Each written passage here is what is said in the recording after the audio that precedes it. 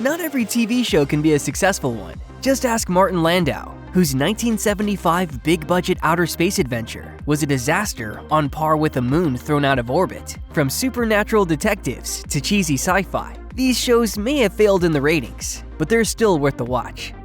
The 1970s were filled with spin-offs. One of the least successful was Mrs. Columbo, an extension of the popular detective show, Columbo. The original series often mentioned Columbo's wife, though she was never seen, but then Kate Mulgrew arrived to play her on her own show. Premiering in 1979, Mrs. Columbo sees intrepid news reporter Kate Columbo following in her husband's footsteps. She's a whip-smart amateur sleuth who can solve all sorts of crimes. It seems like audiences simply weren't interested. NBC gave the show another shot, despite dismal ratings in its first year, by retooling the show as Kate the Detective in its second and final season in 1980. While Mrs. Columbo couldn't quite match the quality of the original, there's still lots to love about it. Most notably, there's Mulgrew, who in her first leading role showed signs of the Emmy-nominated actor she would later become, even if audiences couldn't quite appreciate it at the time. Running just 8 episodes, Hawkins was basically a series of sometimes monthly mini-movies. It starred one of the biggest names of yesteryear in the later days of his career, as Jimmy Stewart took on the title role of lawyer Billy Jim Hawkins. The show wasn't your typical hard-nosed legal drama, and that's largely thanks to Stewart. With his endless charisma, Billy Jim is a country bumpkin type who hides his craftiness under a thick layer of old-fashioned Southern charm. Miss, do you think you can make me a chicken sandwich, white meat and lettuce, a little butter on white bread, a glass of buttermilk?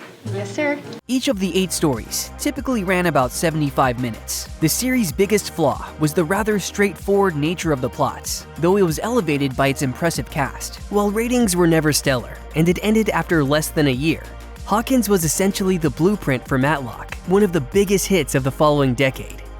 It may be best known today for the 2003 Sci-Fi Channel series that it inspired, but the original Battlestar Galactica got its start back in 1978. Set in the far reaches of space, the series opens with the destruction of the 12 colonies of Kolumbo by a race of evil robots called Cylons, led by the noble commander Adama and hotshot pilots Apollo and Starbuck. The Battlestar Galactica takes command of the surviving civilian fleet. But the Cylons are hot on their tail as they set out on a mission to find the long-lost 13th colony, Earth. Alas, Battlestar Galactica failed to catch on with audiences. It did manage a second season of sorts, as it was reformatted as Galactica 1980. Still, it offered some of the best science fiction of the era, with thoughtful stories, social messages, and exciting space battles. Whether you're a fan of the reboot or not, the original BSG is a real treat that transcends its failure. A spin-off of the smash hit sitcom Barney Miller, Fish followed the adventures of Detective Phil Fish, played by the legendary Abe Vigoda. This was no police drama, but rather an otherwise ordinary sitcom about the home life of a New York cop and his wife Bernice. Phil and Bernice have become foster parents to a group of children in need. The family was also joined by Charlie, a child psychologist who helps the Fish clan from getting in over their heads. Alas, Fish couldn't quite survive in a crowded sitcom landscape, so when Vigoda demanded a raise, it was an easy decision to cancel the series, even though it was a solid show with a strong cast capable of delivering plenty of laughs. Go on, Abe. Come on, Abe, go be with your own kind. That's it, Abe. The 1970s saw the anthology format creep into spine-tingling horror, including the criminally underrated and dreadfully short-lived Ghost Story. It was hosted by the character Winston Essex, played by Family Affair star Sebastian Cabot. He's the proprietor of a gothic mansion called the Mansfield House, who introduces stories of the supernatural. The 23 episodes ran the gamut of traditional horror stories, with tales of ghostly hauntings, demonic possession, bloodthirsty vampires, and sinister individuals with otherworldly powers. The show also featured plenty of popular guest stars, including Janet Leigh, Martin Sheen, and Angie Dickinson. Struggling in the ratings in 1972, Ghost Story was retitled Circle of Fear for the second half of its run, but that wasn't enough to save it. And that's too bad, because it remains among the best horror anthologies ever made. In 1978, the comedy magazine National Lampoon released its first successful movie, Animal House. After it lit up the box office, it came to TV the following year in the form of Delta House. Director John Landis and star John Belushi weren't involved, but several other original cast members returned. While the series lacked the bite of the movie due to the restrictions of network TV, it's still a laugh riot, with plots that see the gang involved in all kinds of antics, including an episode set during the Cuban Missile Crisis. But what makes Delta House even more compelling is the fact that it's some of the first work from writer-director John Hughes, who would go on to make beloved movies like 16 Candles and Ferris Bueller's Day Off. And speaking of future stars, it also featured an early appearance from a young Michelle Pfeiffer.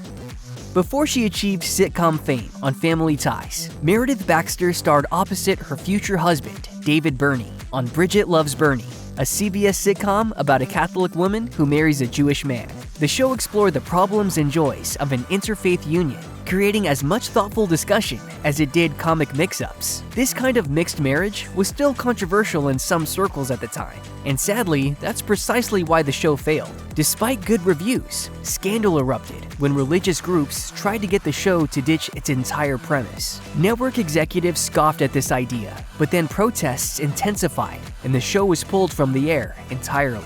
The remarkable thing about the cancellation of Bridget Loves Bernie is that it's not quite a flop in the traditional sense. It enjoyed solid ratings, as it managed to be the 5th most watched show of the season, and it absolutely deserved that popularity. Are you bitter about it? No, as a matter of fact, it really was an interesting time for both of us, I think.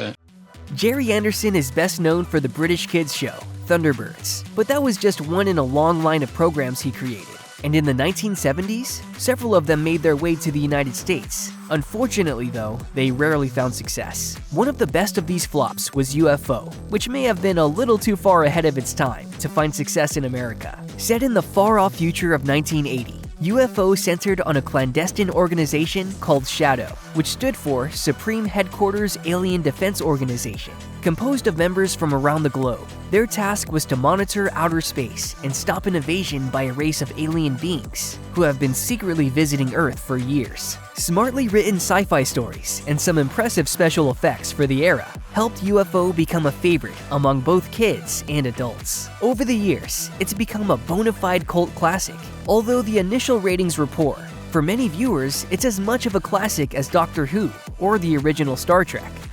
When UFO ended its American syndication run, that wasn't the end of the franchise. Networks clearly liked the show, even if it wasn't enough of a hit to remain on the air. Creator Gerry Anderson had originally envisioned a new series to act as a direct sequel, but after UFO was canceled, that sophomore season was retooled into something entirely different called Space 1999.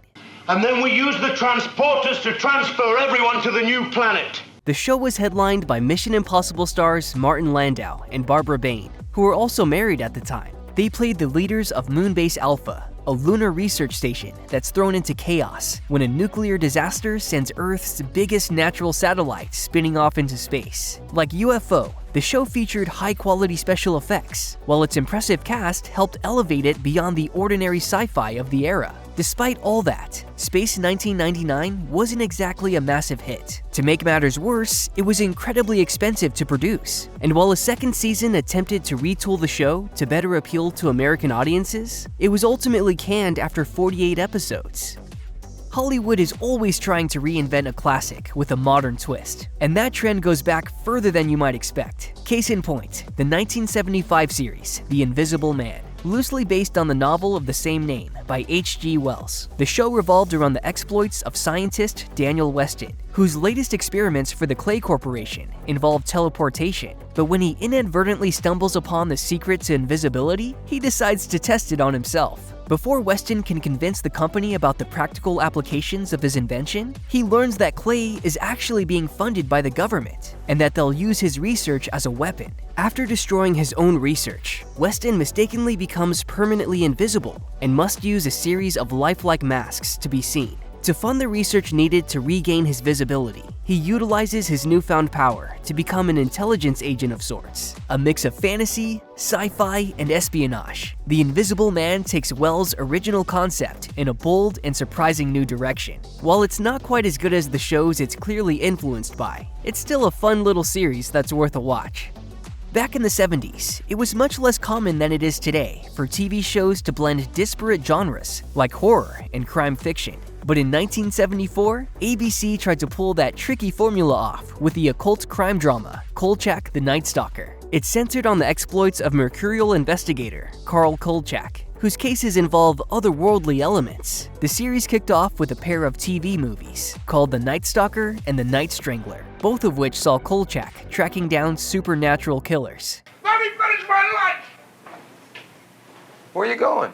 The two films were written by the legendary Richard Matheson, and the character was based on the novel by Jeff Rice, with TV icon Darren McGavin in the lead role. Across 20 episodes, Kolchak faced down everything from zombies and aliens to ancient spirits and devilish cults. While the initial two stories might have done well as primetime movies of the week, the show proved to be a bit too grim for a network series. It was never a hit, plummeting to 74th in the ratings in its first and only season. Kolchak was truly something fresh and new, but audiences simply may not have been ready for it. Eventually, though, it would garner a passionate fan base, and X-Files creator Chris Carter has also acknowledged that he was heavily inspired by Kolchak. It was remade in 2005, with Stuart Townsend in the lead, but that version was even shorter-lived.